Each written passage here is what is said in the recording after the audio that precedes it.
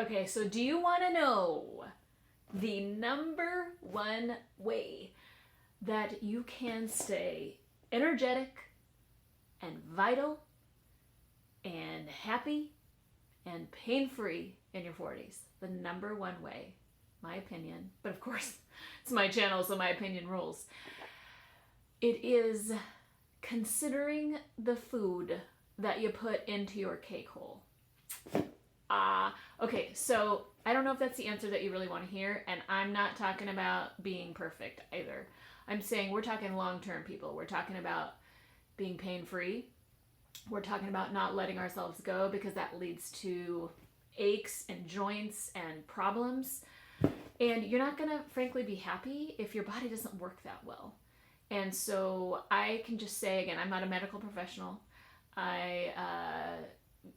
This is based solely on my own experience, but I would, honest to God, say that what you put into your cake hole is 80%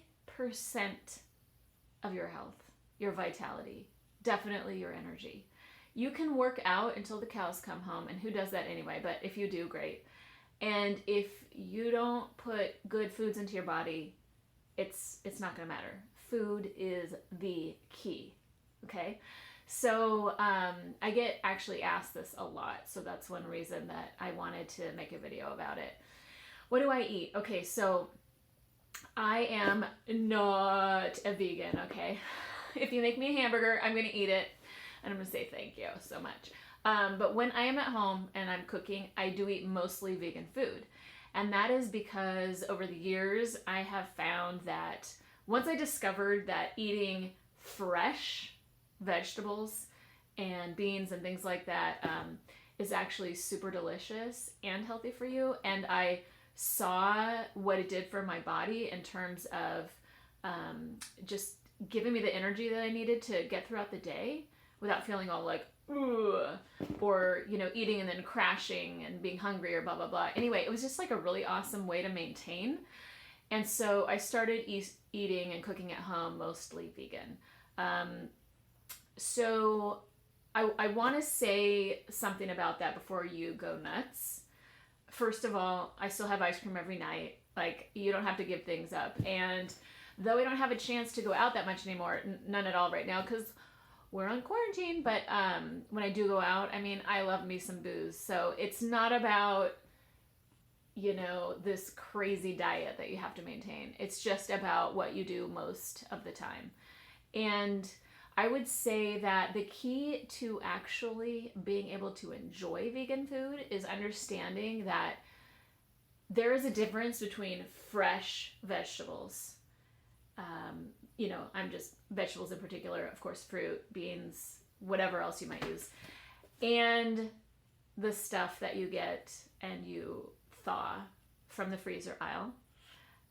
I find, frankly, that even the pre-made stuff from Whole Foods, it's just not as tasty. If it comes from a bag, it's just typically not as tasty.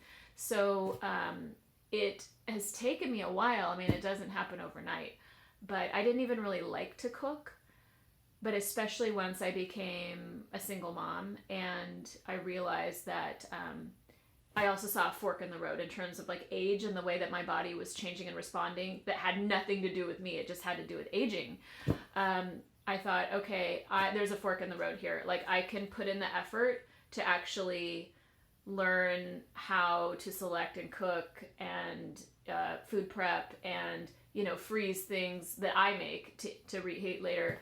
Or I can start, watching my body kind of decline and not work for me in the way that it really needs to. Now, I don't know about you guys, but see, I actually have a 4-year-old. So, we all want to stay vital. I have to stay energetic. So I've made it a priority in my life. And that means I had to put other things aside and really focus on learning how to do those things.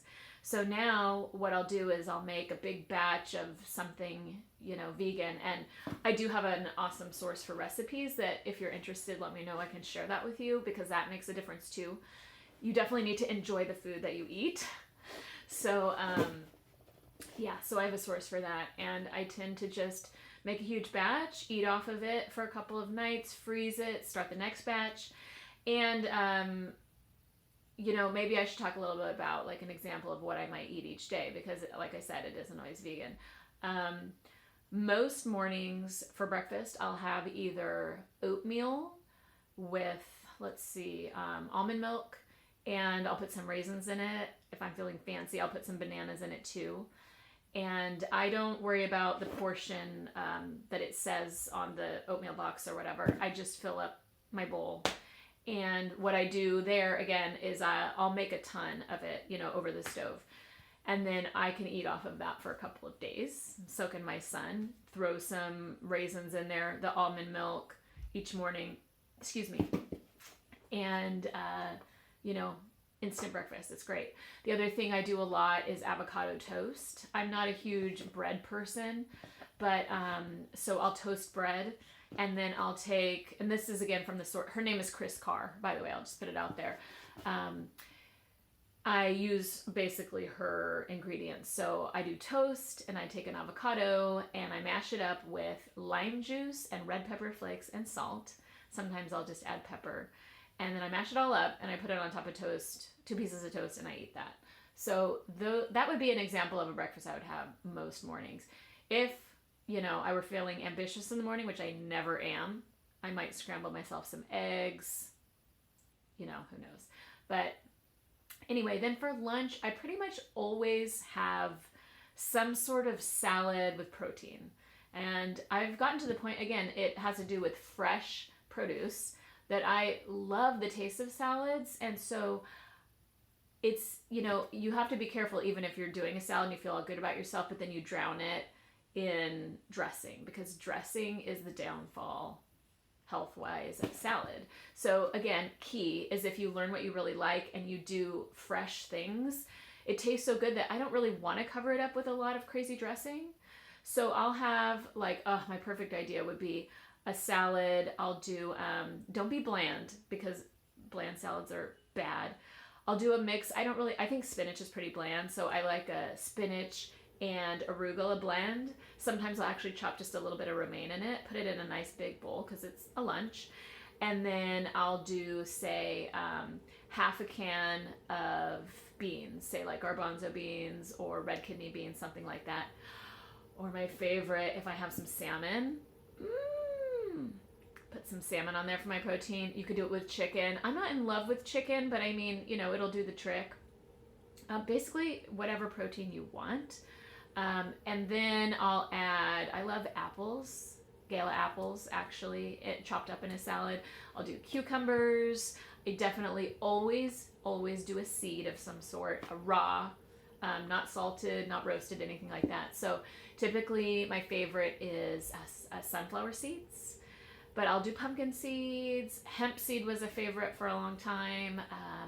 And then for dressing, I always just use a nice olive oil. Again, flavor is key here, people. So I get a nice virgin olive oil and salt and pepper, and that's it.